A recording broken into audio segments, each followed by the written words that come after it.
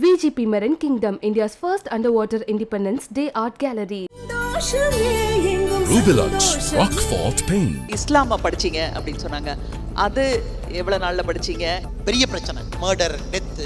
So அதிகமாக வந்து அப்போ தான் இஸ்லாமை நான் பதிக்க ஆரம்பித்தேங்க. அப்போ தான் பிரச்சனையும் அதிகமாக இருந்துச்சு.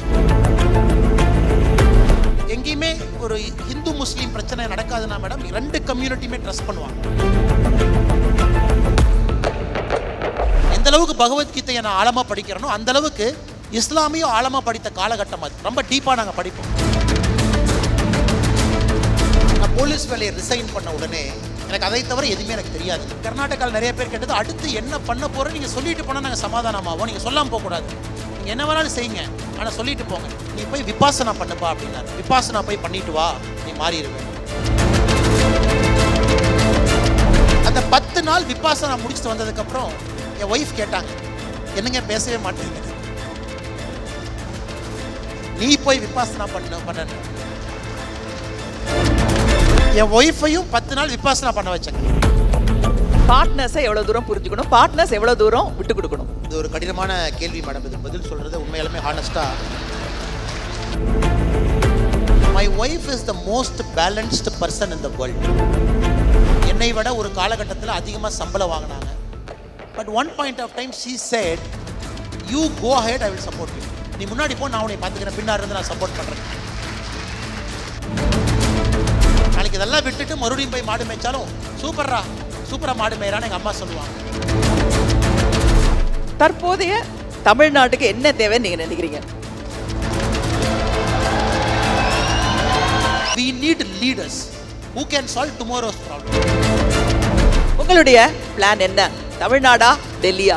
தமிழ்நாட்டுக்கு வரணும் அப்படின்னு எனக்காக நான் கட்டிய உலகத்தை உடைச்சிட்டு தமிழ்நாட்டுக்கு வந்திருக்கேன். போலீஸ் வாழ்க்கைக்கு அப்புறம் ஒரு டேர்னிங் பாயிண்ட் அப்படின்னா மதுக்கர் ஷெட்டி அவருடைய இறப்பு. நீங்கள் போலீஸ் டிபார்ட்மெண்ட்டை விட்டு வந்த தருணம், அதுக்கப்புறம் we leaders foundation and training for youngsters, அதுக்கும் கனெக்ஷன் இருக்கா? அந்த டைம் என்ன நடந்தது, அதை பற்றி சொல்லுங்கள். கர்நாடகாவில் என்னுடைய சீனியர் போலீஸ் ஆஃபீஸர் ஒருத்தர் மதுக்கர் ஷெட்டின்னு இருந்தார் மேடம்.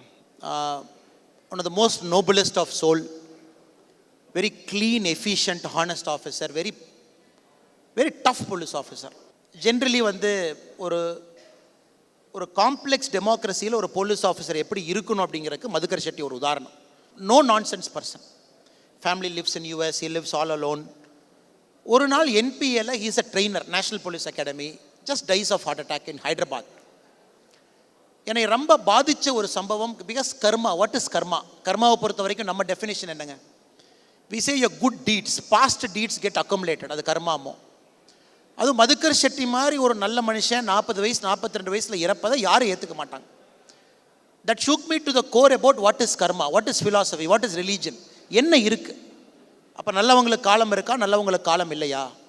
இல்லை நீங்கள் கஷ்டப்படுவீங்க, லைஃப்னுடைய கடைசி காலத்தில் அது கர்மமாக வரும் அப்படிங்கிறது எனக்கு புரியாத ஒரு இதுங்க. ஸோ இதே நேரத்தில் எனக்கு கைலாஷ் மானசரோவர் போகிறதுக்கு ஒரு வாய்ப்பு கிடைச்சது. ஸோ ஒரு பேட்சினுடைய லைசன் ஆஃபீஸராக கவர்மெண்ட் ஆஃப் இந்தியாவால் அனுப்பப்பட்டேன். அது கிட்டத்தட்ட ஒரு 50 நாட்களுக்கு மேலே ஒரு ட்ரிப். ஹை இந்த ஹிமாலயாஸ், உத்தராகண்ட், கைலாஷ். செல்ஃபோன் கிடையாது, எந்த டிஸ்டர்பன்ஸ் இல்லைங்க. அது குறிப்பாக Kailash is a very magical place. அது இருக்கக்கூடிய ஜாகிரஃபி, அதனுடைய எனர்ஜி. ஸோ அது எனக்கு ஒரு பெரிய ஒரு உத்வேகம் கொடுத்துச்சுங்க. அதாவது do something that is positive. மக்களுடைய வாழ்க்கையை மாற்றக்கூடிய ஒரு விஷயத்தை செய்யணும். காவல்துறை was fantastic. Time to leave அப்படிங்கிற அந்த எண்ணமும் அந்த தைரியமும் கைலாயத்தில் கிடைச்ச எனக்கு ஒரு பாடங்க. அதுக்கப்புறம் எனக்கு ஒரு 8 மாதம் தேவைப்பட்டுச்சு என் ஃபேமிலியை ப்ரிப்பேர் பண்ணுறக்கு, என் ஒய்ஃப்கிட்ட பேசுகிறக்கு, முக்கியமான நண்பர்கள்ட்ட கலந்து பேசுகிறக்கு. Took about 8 months for me to resign. So நான் ரிசைன் பண்ணும்போது நிறைய பேர்த்துக்கு ஒரு அதிர்ச்சி. என்னன்னா மேடம், சில நண்பர்கள் இங்கேயும் வந்திருக்காங்க, நான் பார்த்தேன். Because I was very passionate police officer. போலீஸிங்கை பற்றி ஒரு நாள் கூட நான் யார்ட்டையும் கம்ப்ளைண்ட் பண்ணதே கிடையாது. இவங்க அப்படி நான் சொன்னதே கிடையாது. ஒரு நாளும் போலீஸிங்கை என்ஜாய் பண்ணால். ஸோ எல்லாருக்கும் ரெசிக்னேஷன் ஒன்னே. அப்போ ஏதோ அரசியல்வாதி அண்ணாமலைக்கு தொந்தரவு கொடுத்துட்டான்னு சொன்னோன்னே அந்த முதலமைச்சர் அப்போ குமாரசாமி அவங்க இருந்தாங்க, HD குமாரசாமி. அவர் கூப்பிட்டு சொன்னார், தம்பி பிரதர், உம்பாடு ரிசைன் பண்ணிட்டு போயிட்டேன், என்னை மாட்டி விட்ட பிரச்சனை இல்லை, ஒரு வீடியோ கொடுப்பா, நீ உம்பாடுக்கு தான் ரிசைன் பண்ணுறேன்னு வீடியோ கொடு, இல்லாட்டி என்னையெல்லாம் வந்து நான் ஏதோ தொந்தரவு கொடுத்துட்டேன்னு சொல்கிறாங்க அப்படின்னு. அந்தளவுக்கு இருந்துச்சு. Then I have to put out a video saying that no I am going on my own, எனக்கு யாரும் தொந்தரவு கொடுக்கல. பட் கர்நாடகாவில் நிறைய பேர் கேட்டது, அடுத்து என்ன பண்ண போகிறோம் நீங்கள் சொல்லிட்டு போனால் நாங்கள் சமாதானமாவோம், நீங்கள் சொல்லாமல் போகக்கூடாதுன்னு. நீங்கள் என்ன வேணாலும் செய்யுங்க, ஆனால் சொல்லிட்டு போங்க. ஸோ அந்தளவுக்கு அவங்களுடைய அன்பு ஆதரவு பெருசாக இருந்துச்சு மேடம். ஸோ அந்த காலகட்டத்தில் நம்ம என்ன பண்ணணும் அப்படின்னு யோசித்து நம்ம ஆரம்பித்த என்ஜிஓ தான் வி த லீடர்ஸ் ஃபவுண்டேஷன். அந்த என்ஜிஓனுடைய நோக்கம் அடுத்த கட்ட தலைவர்களை உருவாக்கணும். குறிப்பாக எஜுகேஷனில் ஸ்கில்லிங், அக்ரிகல்ச்சரில் ஆர்கானிக் அக்ரிகல்ச்சர், கிராமத்தினுடைய அடிப்படை வளர்ச்சிக்காக 3 இடத்துல இது வேலை செய்யணும் அப்படின்னு ஆரம்பித்தது. அரவக்குறிச்சியில் மையமாக வச்சு இன்றைக்கி 6 ஆஃபீஸ் இருக்குது. ராசிபுரத்துலேருந்து, ஈரோட்டிலேருந்து, பவானியிலேருந்து, கடைசி ஆஃபீஸ் பரமத்தி வேலூரில் 10 நாளைக்கு முன்னாடி ஓப்பன் பண்ணோம். இந்த வி த லீடர்ஸினுடைய நோக்கம் எங்கேயுமே நான் வரமாட்டேன், நான் ஃபவுண்டர் மட்டும்தான். அதை லோக்கலில் நீங்களே எடுத்து நீங்களே லீடர்ஷிப் டெவலப் பண்ணி நீங்களே நடத்தணும். என்னுடைய புகைப்படத்தை கூட எங்கேயும் நீங்கள் போடக்கூடாது. நிகழ்ச்சிக்கு ஒரு விருந்தினராக வருவனோ தவிர டெய்லி ஆப்ரேஷனில் பங்கேற்க மாட்டேன். ஸோ அது ஒரு செல்ஃப் சஸ்டெய்னிங் என்ஜிஓவாக ரன் ஆகிட்டு இருக்கு. ஒரு 8500 வாலண்டியர்ஸ் இருக்காங்க. நிறைய அடிப்படை மாற்றங்களை செய்திருக்கக்கூடிய ஒரு என்ஜிஓவாக இருக்குது. பட் காலத்தினுடைய கட்டாயம் அரசியலுக்கு வந்ததுக்கப்புறம் என்னால் முழுமையாக நேரம் கொடுக்க முடியலை madam. But I'm very proud of we the leaders. நாங்கள் ஆரம்பித்ததுக்கும் இன்றைக்கி 2 ஆண்டுகள் கழித்து வி த லீடர்ஸ் பார்க்குறக்கும் ஒரு மிகப்பெரிய ஒரு சமுதாய மாற்றத்தை அது வேலை செய்யக்கூடிய இடத்துல அது உருவாக்கியிருக்கு. உங்களுடைய கர்நாடகா ஸ்டின்ட் அப்போ இந்த ரேடிக்கலைசேஷன் ஆஃப் ரிலிஜன் அதை நீங்கள் படிக்கணுங்கிறதுக்காக இஸ்லாமை படிச்சிங்க அப்படின்னு சொன்னாங்க. அது எவ்வளோ நாளில் படிச்சிங்க? அது அந்த ஆர்வம் எப்படி வந்தது, அதை பற்றி சொல்லுங்கள். இன்றைக்கி நம்ம அரசியல் வந்ததுக்கப்புறம் எல்லாமே இதே பெயிண்ட் இப்படி அப்படின்னு பெயிண்ட் பண்ணுவாங்க மேடம். நான் குறிப்பாக உடுப்பி, சிக்மங்களூர், மேங்களூரில் there is always a problem with this Hindu and Muslim. பெரிய பிரச்சனை, மர்டர், டெத்து. ஸோ அதிகமாக அப்போ தான் இஸ்லாமை நான் பதிக்க ஆரம்பித்தேங்க. அப்போ தான் பிரச்சனையும் அதிகமாக இருந்துச்சு. அப்போ நிறைய மாஸ்கில் என்னை பேச கூப்பிடுவாங்க, நிறைய மாஸ்க் என்னை கூப்பிடுவாங்க. ஐ கோ அண்ட் டாக். இன்றைக்கும் ஏகப்பட்ட முஸ்லீம் நண்பர்கள் அங்கே ஃப்ரெண்ட்ஸாக இருக்காங்க. குறிப்பாக இந்த இஸ்லாமை பொறுத்த வரைக்கும் பார்த்தீங்கன்னா, அந்த இருப்பவர்கள் இல்லாதவர்களுக்கு குறிப்பாக இந்த ரம்ஜான் காலகட்டத்தில் 2.5% ஆஃப் தேர் வெல்த் அதை வாங்கி கொடுப்பாங்க. ஐ ஹேட் த ப்ரிவிலேஜ் நிறைய மாஸ்க்குக்கு போய் அவங்களுக்கு ஆட்டோ கொடுப்பாங்க, தையல் மிஷின் கொடுப்பாங்க, என் கையில் தான் கொடுக்கணும்னு கூப்பிடுவாங்க. ஸோ நான் எஸ்பியாக இருக்கும் பொழுது எங்கேயுமே ஒரு ஹிந்து முஸ்லீம் பிரச்சனை நடக்காதுன்னா மேடம் 2 கம்யூனிட்டியுமே ட்ரஸ்ட் பண்ணுவாங்க. ஸோ இந்த அண்ணாமலை வந்தால் சரியாக இருக்கும், 2 பேர்த்தையும் பேலன்ஸ் பண்ணுவான், பேசுவான். ஸோ எல்லா மாஸ்க்கும் இன்றைக்கும் சிக்மங்களூரோ, உடுப்பியோ, மேங்களூரோ I can walk in to a mosque. எனக்கு எந்த வித தங்கு தடையும் இல்லை. ஏன்னா என்னை அவங்களா தான் பார்த்துருக்காங்க. என்னை எப்பவுமே அவங்க வேறுபடுத்தி பார்க்கல. இஸ்லாம்லேயும் பார்த்தீங்கன்னா சுன்னி, ஷியா, சலாஃபி நிறைய பிரச்சனைகள் இருந்தாலும் கூட அந்த பஞ்சாயத்துக்கு கூட நம்ம ஆஃபீஸ்க்கு வருவாங்க. அவங்க வீட்டுக்கு போய் சாப்பிடுவேன், நிறைய பேசுவேன். ரொம்ப டீப்பாக குர்ஆன் மட்டும் இல்லைங்க, ஹதீத்திலிருந்து அவங்களுடைய ஷுராஸ்லேருந்து நிறையா விஷயங்கள் ஆழமாக பேசுவோம். எந்த அளவுக்கு பகவத்கீதையை நான் ஆழமாக படிக்கிறேனோ அந்த அளவுக்கு இஸ்லாமியும் ஆழமாக படித்த காலகட்டம் அது. ரொம்ப டீப்பாக நாங்கள் படிப்போம். ஏன்னா மை பேசிக் ஃபிலாசபி இன் லைஃபே அடிப்படையில் எந்த ரிலீஜன் அப்படிங்கிற செலெக்ஷனை நம்ம பண்ணுறதுக்கு முடியாதுங்க. You can never do that selection. எவல்யூஷனில் ஒரு அப்பா அம்மாவுக்கு நீங்கள் குழந்தையாக பிறக்கிறீங்க, பட் எந்த ரிலீஜனை சூஸ் பண்ணுங்கிற இது உங்களுக்கு கிடையாது. You just get born into a religion. அப்படி இருக்கும் பொழுது இன்னொரு மதத்தையும் ஆழமாக படித்து புரிந்து கொள்ள வேண்டும் என்பது என்னுடைய ஆசை. அப்படி புரிஞ்சுக்கிட்டாவே சொசைட்டியில் பல பிரச்சனைகள் இருக்காது. அதனால தான் இன்றைக்கும் நான் நிறைய இடத்துல பேசும்பொழுது நீங்கள் பார்த்தீங்கன்னா என்னுடைய அருமை இஸ்லாமிய சகோதர சகோதரிகளே நான் சொல்லுவேன். நிறைய பேர் நினச்சிக்குவாங்க, ஓ பிஜேபியில் இருக்கான், மாநில தலைவராக இருக்கான், சும்மா ஓட்டு வாங்குறக்கா ஏமாத்துறக்கா சொல்கிறேன். இன்றைக்கும் எனக்கு நீங்கள் பைபிள் கொடுத்தீங்கன்னா செருப்பை கழட்டிட்டு தான் அந்த பைபிள் நான் வாங்குவேன். ஏன்னா that is my way of Hindutva. என்னை பொறுத்தவரை என்னுடைய ஹிந்துவிசம் என்பது அனைத்து மதத்தையும் சமமாக நடத்துவது, மதிப்பது தான் என்னுடைய இந்துவிசமோ தவிர எப்பொழுதுமே என்னுடைய மதம் பெரியதுன்னு சொன்ன ஆள் நான் கிடையாது. இதை முடிஞ்ச வரைக்கும், ஏன்னா பாலிட்டிக்ஸ் எல்லாம் இட்ஸ் அ பெர்செப்ஷன். நிறைய பெர்செப்ஷன் கேமில் நீங்கள் இருக்கீங்க. அதை உடைக்கிறதுக்கு நேரமாகும். நீங்கள் அதை உடைச்சி நீங்கள் யாருன்னு சொல்கிறக்கு. உதாரணத்துக்கு நான் இன்றைக்கி பாஜக மாநில தலைவராக வந்ததுக்கப்புறம் பார்த்தீங்கன்னா இஃப்தார் நோன்பு கொண்டாடணும். பாரதிய ஜனதா கட்சி அஃபீஷியலாக இஃப்தார் நோன்பு நிறைய பேர் பங்கேற்றாங்க. பட் எல்லாத்துக்கும் நான் என்ன சொல்லணும்னா, நம்ம மத அடையாளத்தோடு தான் இஃப்தார் நோன்பு கொண்டாடணும். நம்ம யாருமே செக்குலரிசம்காக ஏமாற்றக்கூடாது. இஸ்லாமிய சகோதர சகோதரிகள் இஃப்தார் நோன்பை முடிக்கும் பொழுது கடந்த 2 ஆண்டுகள் நான் இன்னைக்கு விரதம் இருந்திருக்கேன். 2 இஃப்தார் நோன்புக்கும் நான் விரதம் இருந்துட்டு நோன்பை முடிச்சிருக்கேன். ஆனால் அதுக்காக ஸ்கல் கேப் போடணும் தேவையில்லை.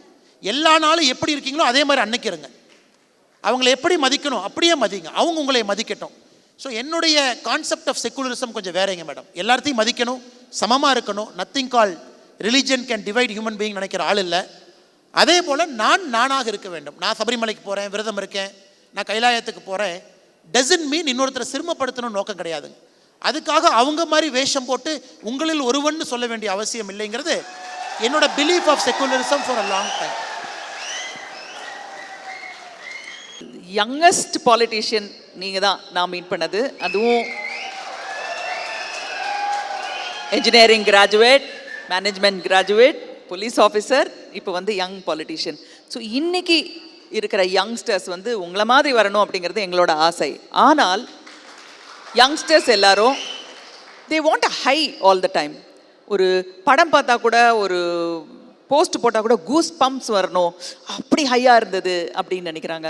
இந்த you know substance abuse to get that high, அதை பற்றி நீங்கள் என்ன நினைக்கிறீங்க? ட்ரக் ஃப்ரீ நேஷனாக எப்படி நம்ம உருவாக்குறதுக்கு என்ன முயற்சிகள் எடுக்கணும்? ஏன்னா இப்போ நீங்கள் காலேஜ் போனப்போ, இல்லை என்ன மாதிரி ஏஜில் இருக்கிறவங்க காலேஜ் போனப்போ இவ்வளோ ட்ரக்ஸு கிடையவே கிடையாது. ஃப்ரீயாக ட்ரக்ஸுனால் என்னென்னு தெரியக்கூட தெரியாது நமக்கு. அப்படின்னா எப்படி இருக்கும் அப்படின்றது கூடாது. இப்போ ரொம்ப சர்வசாதாரணமாக ஒரு 12 வயசு பையனுக்கு கூட எல்லாம் தெரியுது, 10 வயசு பொண்ணுக்கு கூட எல்லாம் தெரியுது. ஸோ இந்த substance abuse and drug free nation அதோட பாத் என்ன?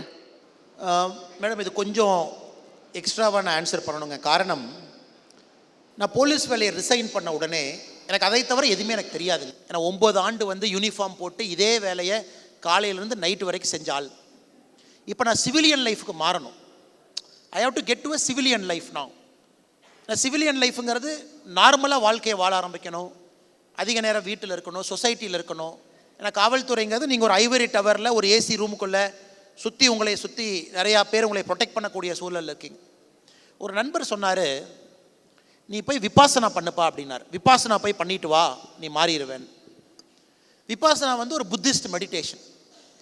ஸோ அவர் என்ன சொன்னார்னா, நீ கர்நாடகாவில் பண்ணாத, எல்லாருக்கும் உன்னை தெரியும், உன்னை டிஸ்டர்ப் பண்ணுவாங்க, தமிழ்நாட்டிலையும் பண்ணாத, வேறு ஊருக்கு போகணும். ஸோ நான் மும்பையில் போய் விபாசனா பண்ணேங்க. ஸோ முதல் நாள் போனோடனே என்ன சொன்னாங்கன்னா, செல்ஃபோனை கொடுத்துருங்க. நாங்கள் செல்ஃபோன் கொடுத்தாச்சு. 10 நாள் பேசாமல் இருக்கணும் அப்படின்னாங்க. நான் கேட்டேன், 10 நாள் என்னங்க பண்ணுறதுன்னு. உங்கள் மூச்சை மட்டுமே நீங்கள் பார்க்கணும். You have to observe your breath. அப்போ சாப்பாடு எப்படிங்க கேட்குறது? நீங்கள் போனீங்கன்னா சாப்பாடு இருக்கும், தட்டு இருக்கும். உங்கள் பாட்டுக்கு சாப்பாடு எடுத்து தட்டில் போட்டுட்டு உங்கள் பாட்டுக்கு சாப்பிட்ணும். அதுவும் செவுத்தை பார்த்து தான் சாப்பிட்ணும், மனிதனுடைய கண்ணை பார்க்கக்கூடாது. என்னுடைய வாழ்க்கையில் மிக கடினமான 10 நாட்கள்ங்கிறது விபாசனா. ஏன்னா நான் வந்து பேசுகிற ஆளுங்க, ஸ்பீச் கொடுக்குற ஆள், போலீஸில் பேசுகிற ஆள், ஸ்டேஷனில் பேசுகிற ஆள்.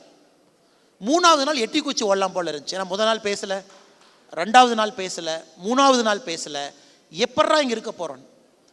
4ஆவது நாள் ஒரு அமைதி வந்துச்சுங்க. ஒரு அமைதி, முழுமையான ஒரு அமைதி உடம்புல. 5ஆவது நாள் அமைதி, 6ஆவது நாள் அமைதி. அது பார்த்தீங்கன்னா ஹையஸ்ட் ஸ்டேட் ஆஃப் எக்ஸ்டசி. இவங்கெல்லாம் ட்ரக்குங்கிறாங்க, ஏதோ ஆர்டிஃபிஷியல் சப்ஸ்டன்ஸுங்கிறாங்க. என்னை பொறுத்தவரை நம்ம உடம்புக்குள்ளே இயற்கையை அதை உருவாக்கி கொடுத்துருக்குதுங்க. நாம் அதை போய் டேப் பண்ணணும். அதை டேப் பண்ணி அந்த அமைதியை டேப் பண்ணிட்டோம்னா it is like a drug to you, natural drug which is available right in the body. அதில் உங்களுக்கு எல்லா சந்தோஷமே அதில் கிடைக்குது. அந்த 10 நாள் விபாசனா முடிச்சுட்டு வந்ததுக்கப்புறம் என் ஒய்ஃப் கேட்டாங்க, என்னங்க பேசவே மாட்டேங்கன்னு. அதுக்கப்புறம் என் ஒய்ஃப்ட்ட சொன்னேன், நீ போய் விபாசனா பண்ணு. என் ஒய்ஃபையும் 10 நாள் விபாசனா பண்ண வச்சேங்க. she also went and did vipassana for 10 days. அவங்களும் 10 நாள் பேசாமல் வந்தாங்க. இது அதுக்குன்னு எல்லா வீட்லையும் எக்ஸ்பெரிமெண்ட் பண்ணாதீங்க. ஸோ 10 நாள் பேசாம. எதுக்கு இது சொல்ல வரேன்னா மேடம், நம்ம குழந்தைகளுக்கு யோகா, விபாசனா, மெடிடேஷன், ப்ரீத்திங், இந்த ஏரியாவை நம்ம காட்டுறதே கிடையாது. அவங்க வாழ்க்கை வந்து காலையிலேருந்து இரவு வரைக்கும் டக் டக் டக் டக்குன்னு வாழ்கிறாங்க. இதை பண்ண ஆரம்பித்தாங்கன்னா அவங்க லைஃப்னுடைய கண்ட்ரோல் அவங்க கைக்கு வரும். Number 1 madam. 2வது, ட்ரக்ஸை பொறுத்த வரைக்கும் மேடம், இன்றைக்கி குழந்தைகள் நம்மகிட்ட ஸ்பெண்ட் பண்ணுற டைம் ரொம்ப குறைவு. 10% of the time is with us, 90% outside, friends, schools, colleges எல்லாமே. அந்த உலகத்தில் அவங்க என்ன நினைக்கிறாங்கன்னா, இன்ஸ்டன்ட் கிராட்டிஃபிகேஷன், சக்ஸஸ் இன்றைக்கே வரணும், நாளைக்கு காலை. இப்போ மணிரத்னம் சார் உதாரணத்துக்கு எடுத்துக்கிறேன். Sorry, I'm pulling Mani Ratnam sir here. அவருடைய ஒரு புத்தகத்தை நான் படித்தேன், கான்வர்சேஷன்ஸ் வித் மணிரத்னம்னு. பரத்வாஜ் ரங்கன் அவர் எழுதின புத்தகம். எனக்கு அது ரொம்ப பிடிச்சது என்னன்னாங்க, when to study MBA, then he went into a creative field, marketing எதுக்கோ போகிறார். முதல் படம் ஒரு கன்னட படத்தை பண்ணுறார். கிரியேட்டிவ் பண்ணி பண்ணி பண்ணி பண்ணி இன்னைக்கு இந்தியாவுடைய ஒரு ஐக்கானாக இருக்கார். இன்னைக்கு சினிமா துறைக்கு வர்றவர் அந்த சாக்ரிஃபைஸும் ஹார்ட் ஒர்க்கும் பண்ணாமல் how can they become Mani Ratnam? So யங்ஸ்டர்ஸுக்கும் தெரியணும், it's a long path, it's a path of sacrifice, it's a path of hard work, path of consistency. அதுக்கு நீங்கள் டிரைவ் செஞ்சு ஷார்ட்கட் எடுக்காதீங்க. Go through that process to achieve excellence. இப்போ இன்ஸ்டண்ட்டாக வேணும், இன்னைக்கு வேணும், நாளைக்கு காலையில் ட்விட்டரில் 10,000 லைக் வேணும், இன்ஸ்டாகிராமில் 1,00,000 ஃபாலோவர் வேணும். It not happen. இது நடக்காதப்ப இந்த ஃப்ரஸ்ட்ரேஷன் தான் ட்ரக்ஸ், இந்த ஃப்ரஸ்ட்ரேஷன் தான் சிந்தட்டிக் ட்ரக்ஸ். இப்போ அப்பா அம்மா நம்ம சொல்லிக் கொடுக்கணும், sacrifice and hard work long term will pay dividend. ஏன்னா நான் உடுப்பியில் இருக்கும்பொழுது அந்த புத்தகத்திலே நிறைய எழுதியிருப்பேன் மேடம். குறிப்பாக அங்கே இருக்கக்கூடிய கல்லூரியில் ட்ரக்ஸுங்கிறது எவ்வளோ பெரிய பிரச்சனை. எல்லா குழந்தையும் கேட்பேன், ஏன் மெடிக்கலில் ஃபெயில் ஆகிட்டேன், ட்ரக்ஸ். ஏன் அப்பா அம்மா டைவர்ஸ் பண்ணிட்டாங்க, ட்ரக்ஸ். ஏன் எனக்கு என்னுடைய பொண்ணு என்னுடைய கேர்ள் ஃப்ரெண்ட் என்னை வெளியே அனுப்பிட்டா, ட்ரக்ஸ். ஆர் பொண்ணுங்க ட்ரக்ஸ் எடுத்தால் பாய் ஃப்ரெண்ட் வெளியே அனுப்பிட்டான், ட்ரக்ஸ். இது எல்லாத்துக்குமே இன்றைக்கி இளைய சமுதாயம் ட்ரக்ஸ் தான் தீர்வுன்னு நினைக்கிறாங்க. அதை உடைக்கணும்னா யோகா, மெடிடேஷன், விபாசனா, ப்ரீத்திங் இதெல்லாம் திரும்ப உள்ளே வந்து நம்ம வாழ்க்கை கண்ட்ரோலை நம்ம எடுக்கணும் madam. Absolutely right. Completely agree with you. நம்ம உடல்ல இருக்கிற ஹை வேற எங்கேயுமே கிடைக்காது, அது வெளியில இருந்து வராது. உங்க வைஃப் பத்தி பேசுனீங்க, என் ஹஸ்பண்டை பத்தியும் பேசுனீங்க, அதனால ஒரு கேள்வி கேட்டாகணும் இல்லையா? இந்த கணவன் மனைவி உறவு பத்தி கேட்கணும். கேட்கலாமா வேண்டாமா லேடிஸ்? ஓகே, நீங்க வந்து ஒரு மிகப்பெரிய செலிபிரிட்டி. அந்த செலிபிரிட்டிக்கு துணைவராக இருக்கிறவங்க, துணைவியாக இருக்கிறவங்க வந்து நிறைய விஷயங்களை கொஞ்சம் அட்ஜஸ்ட் பண்ணிக்கணும். அது உங்களுக்கே தெரியும். ஏன்னா உங்கள் லைஃப் கம்ப்ளீட்லி பேக்டாக இருக்குது. இப்போ பாருங்கள், இப்போ வந்து இத்தனை பேர் நீங்கள் உங்கள் வாயிலிருந்து வர்ற ஒரு வார்த்தைக்காக காத்துட்ருக்காங்க. ஸோ உங்களுடைய பார்ட்னர் எவ்வளோ அளவுக்கு உங்களுடைய பிஸி லைஃப்பை புரிஞ்சுக்கணும், அவங்களோட வாழ்க்கையில் அவங்க சந்திக்கிற நிறைய விஷயங்களை நீங்கள் எவ்வளோ அளவுக்கு புரிஞ்சுக்கணும். இது வந்து செலிபிரிட்டிஸாக இருக்கிற எல்லாருக்குமே நான் கேட்குறேன். பார்ட்னர்ஸை எவ்வளோ தூரம் புரிஞ்சுக்கணும், பார்ட்னர்ஸ் எவ்வளோ தூரம் விட்டு கொடுக்கணும்? இது ஒரு கடினமான கேள்வி மேடம். இதுக்கு பதில் சொல்கிறது உண்மையாலுமே ஹானஸ்டாக. ஆனால் என்னை பொறுத்தவரை மேடம், சாய்ஸில் விட போகிறீங்களா?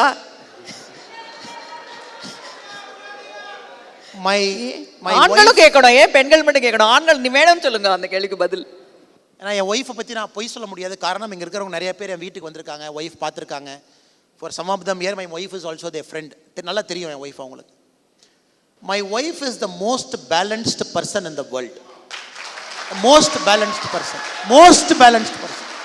போலீஸ் அப்பவே சொல்லுவாங்க, உங்கள் பவர், ப்ரெஸ்டீஜ், உங்கள் லைக், டிஸ்லைக் எல்லாம் வீட்டுக்குள்ளே வரும்பொழுது செருப்பாக இருக்கணும். செருப்பை விட்டுட்டு தான் உள்ளே வரணும். வீட்டுக்குள்ளே வந்தீங்கன்னா யூஆர் ஜஸ்ட் அனதர் பர்சன் உங்கள் மைண்ட் செட் இருக்குன்னு அவங்களாகவே பேச ஆரம்பிப்பாங்க, சொல்ல ஆரம்பிப்பாங்க. That is how our relationship. ஏன்னா காரணம் மேடம் நாங்கள் காலேஜில் ஒன்றா படித்தோம். we know each other for some time before we got married. என்னை விட she was always better in everything. நான் ஐஏஎம் லக்னோ போனேன், அவங்க ஐஏஎம் பெங்களூரில் படித்தாங்க. என்னை விட ஒரு காலகட்டத்தில் அதிகமாக சம்பளம் வாங்கினாங்க. But one point of time she said, you go ahead, I will support you. நீ முன்னாடி போ, நான் உன்னை பார்த்துக்கிறேன், பின்னாடி இருந்து நான் சப்போர்ட் பண்ணுறேன். ஏன்னா ஒரு பெண்ணுக்கு இந்த பேலன்ஸ் கிடைக்கல. It is not easy to run a life madam. எனக்கு அந்த பேலன்ஸ் வீட்டில் இருக்குது.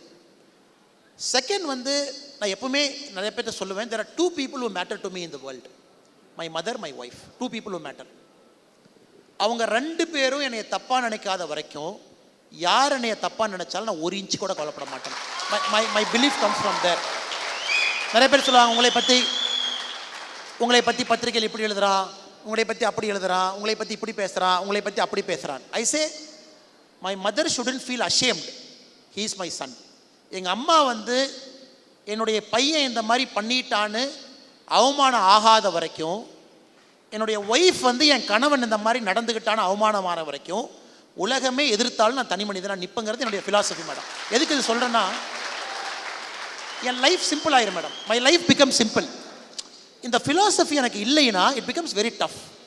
ஏன்னா பீப்புள் ஆர் வெரி ஜட்ஜ்மெண்டல். சில பேர் பாராட்டுவாங்க, சில பேர் உங்களை எதிர்ப்பாங்க. வாழ்க்கையில் எல்லாத்துக்கும் அது சாதாரணம் தான். ஸோ எனக்கு இவங்க ரெண்டு பேருமே பில்லர். ஏன்னா எங்கள் அம்மாவை பொறுத்த வரைக்கும் என்னென்னா, என் பையன் எது பண்ணாலும் சூப்பர் நினைக்கிறது எங்கள் அம்மா. நாளைக்கு இதெல்லாம் விட்டுட்டு மறுபடியும் போய் மாடு மேய்ச்சாலும் சூப்பராக மாடு மேய்றான்னு எங்கள் அம்மா சொல்லுவாங்க.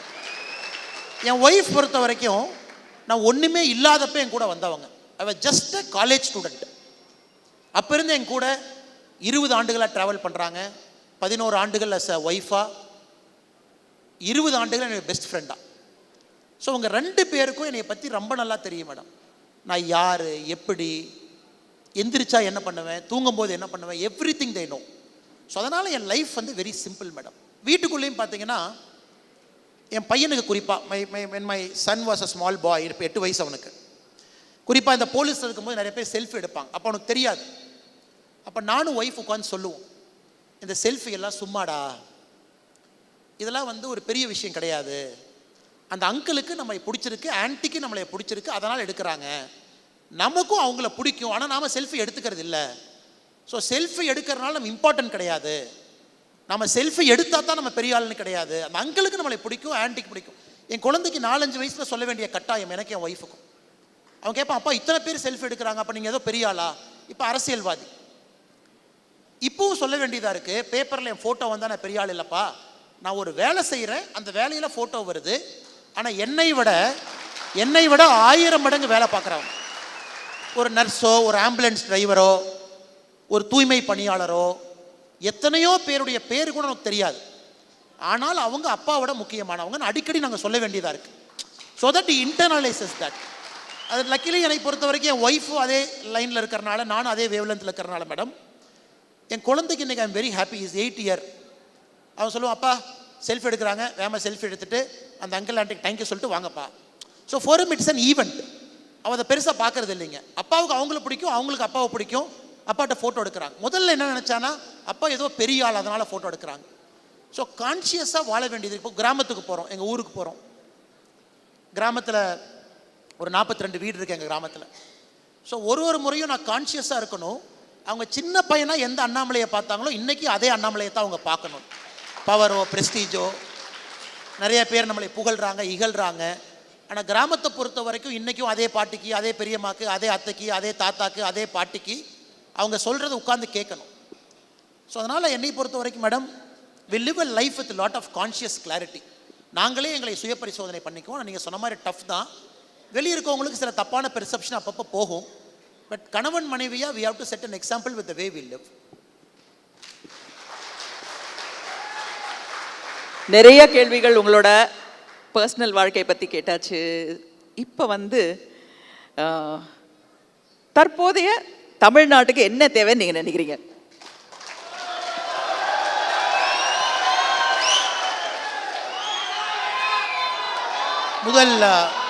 என்னுடைய முதல் பதில் வந்து மேடம், ஜெனரலாக இந்த கேள்வி அரசியலாக்கவோ, அரசியல் படுத்தவோ, அரசியலாக பதில் சொல்லவோ விரும்பலை madam. I would say number 1 believe that with hard work, நிறைய கடினமாக வேலை செய்கிறோம், கடினமாக உழைக்கிறோம், நமக்கு ஒரு நல்ல வாழ்க்கை அமையுங்கிற நம்பிக்கை ஒரு குடிமகனுக்கு இருக்கணும். எவ்ரி சிட்டிசன் ஷுட் பிலீவ், நான் ஹார்ட் ஒர்க் பண்ணால் ரிசல்ட் கிடைக்குங்கிற நம்பிக்கை. அதற்கு அடிப்படை தகுதி வந்து உலகத்தரம் வாய்ந்த கல்வி. உலகத்தரம் வாய்ந்த கல்வி. நீங்கள் ஒரு கவர்மெண்ட் ஸ்கூலுக்குள்ள நடந்து போனாலும் சரி, ஒரு பிரைவேட் ஸ்கூலுக்குள்ள நடந்து போனாலும் சரி, ஒரு குடிமகனாக they should get a equal quality of education. இது வந்துச்சுன்னா மேடம் எல்லா பிரச்சனையும் அவங்க சால்வ் பண்ணிக்குவாங்க. இது முதல். இரண்டாவது, நான் ஒரு விவசாயி. நான் I take lot of pride in saying I am a farmer. விவசாயிகளுடைய நிலைமை இன்னைக்கு இந்தியா முழுவதுமே, தமிழ்நாட்டில் நம்ம எதிர்பார்க்குற அளவுக்கு அவங்களுக்கு இல்லை. மிக முக்கிய காரணம், விவசாயத்தை இன்னைக்கு தொழிலாக பார்க்கறதுக்கு யாரும் தயாராக இல்லை. விவசாயத்தை நம்பி இன்னைக்கு ஒரு குடும்பம் இருக்க முடியாது. விவசாயத்தை நம்பி ஒரு குடும்பம் இருக்குன்னா அந்த குடும்பம் நலிஞ்சு போயிடும். தண்ணி இல்லை, மழை சரியாக பெய்யறதில்லை, 4 பேர் இருந்தாங்கன்னா குழந்தைக்கு சரியான குவாலிட்டி எஜுகேஷன் கொடுக்க முடியாது. ஸோ ஒரு சொசைட்டியாக முதல் இம்பார்ட்டன்ஸ் ஒரு தொழிற்சாலையை விட விவசாயத்துக்கு கொடுக்கணும்னு நினைக்கிறேன். என்னுடைய 2வது இதுங்க மேடம். மூணாவது இன்னுமே நம்முடைய சமுதாயத்தில் ஜாதிகள் இருக்குது, மேல் ஜாதி கீழ் ஜாதி இருக்குது, இன்னுமே டிவிசிவ் இருக்குது. அதை பிரிட்ஜ் பண்ணக்கூடிய தலைவர்கள் நமக்கு இன்னும் 10,000 பேர் 5,000 பேர் வேணும். We are short of leaders. நிறைய பேர் சொல்லுவாங்க லீடர்ஸ் இருக்கா தமிழ்நாட்டில்? இன்னும் வேணும். பஞ்சாயத்து லெவலில், பிளாக் லெவலில், டிஸ்ட்ரிக்ட் லெவலில் we need leaders who can solve tomorrow's problem. So 3 விஷயம்: கல்வி உலகத்தரம் வாய்ந்தது மேடம், விவசாயத்திற்கு மறுபடியும் ஒரு செழிப்பான எதிர்காலத்தை உருவாக்கணும். மூன்றாவது, அருமையான தலைவர்களை எல்லா நிலையிலையும் உருவாக்கணும். இந்த 3 விஷயங்கள் இன்றைய தேவையாக நான் பார்க்குறேன். ரீஜனல் பாலிடிக்ஸ் அப்படிங்கிற இருக்கு தமிழ்நாட்டில். இப்போ ரீஜனல் பாலிடிக்ஸ் தான் இருக்குது. இதை நேஷ்னல் பாலிடிக்ஸாக மாற்ற முடியுமா? மாற்ற முடியும்னு நீங்கள் நினைக்கிறீங்களா? ரீஜனல் பாலிடிக்ஸ், நேஷனல் பாலிடிக்ஸுங்கிறது என்னை பொறுத்த வரைக்கும் நான் பெருசாக அதை பார்க்கல மேடம். குட் பாலிடிக்ஸ் தான் நான் பார்க்குறேன். என்னை பொறுத்தவரை நல்ல பாலிடிக்ஸாக இருக்கணும். Regional party by its very nature தவறு கிடையாதுங்க.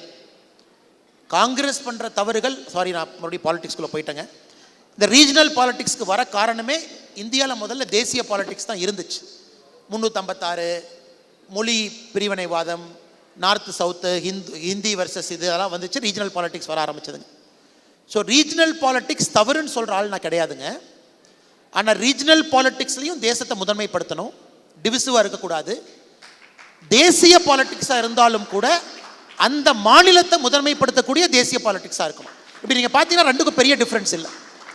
As a national politics, India first, state second. Regional politics, India first, state second. இந்த மாதிரி யோசிக்க ஆரம்பித்தா எங்கேயும் பிரச்சனை வராது மேடம். என்னை பொறுத்தவரை குட் பாலிடிக்ஸ்க்கு லீடர்ஷிப் வேணும். லீடர்ஷிப் தான் நிறைய பேர்த்த நம்ம உருவாக்கணும், தயார்படுத்தணும், ஆப்பர்ச்சுனிட்டியை கொடுக்கணும். அது வந்து I don't find much difference between regional and national politics. இவ்வளோ நேரம் என் கூட பேசிகிட்டு இருந்த திரு அண்ணாமலை அவர்களுக்கு நான் வந்து ஒரு பெரிய நன்றியை சொல்லணும். கேம் சேஞ்சர்னா ஒரு பர்ஃபெக்டான கேம் சேஞ்சர். கடைசியா ஒரே ஒரு கேள்வியை உங்கள் எல்லா சார்பிலையும் நான் அவர்கிட்ட கேட்க போகிறேன். உங்களுடைய பிளான் என்ன? தமிழ்நாடா, டெல்லியா? எங்கே தலை தூக்க போகிறீங்க நீங்கள்?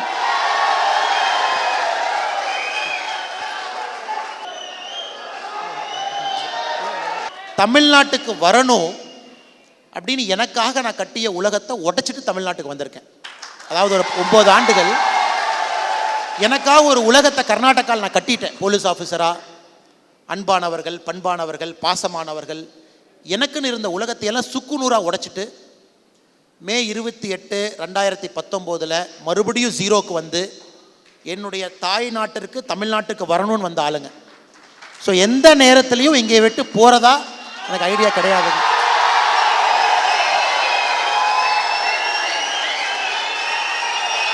நன்றி. எங்களுடைய கேம் சேஞ்சர் நிகழ்ச்சியில் கலந்துக்கிட்ட உங்களுக்கு, கலாட்டாவோடைய அன்புடன் அண்ணாமலையில் கலந்துக்கிட்ட உங்களுக்கு நன்றி. இந்த கேம் சேஞ்சரோட கேமை என்னால் மாற்ற முடியாது, யாராலையும் மாற்ற முடியாது. அவருக்குன்னு ஒரு தனி கேம் இருக்குது அப்படிங்கிறத தெரிஞ்சு போச்சு. Thank you so much. தேங்க்யூ. நன்றி. நன்றி. VGP Marine Kingdom, India's first underwater Independence Day Art Gallery. Rubilux Rockfort Paint.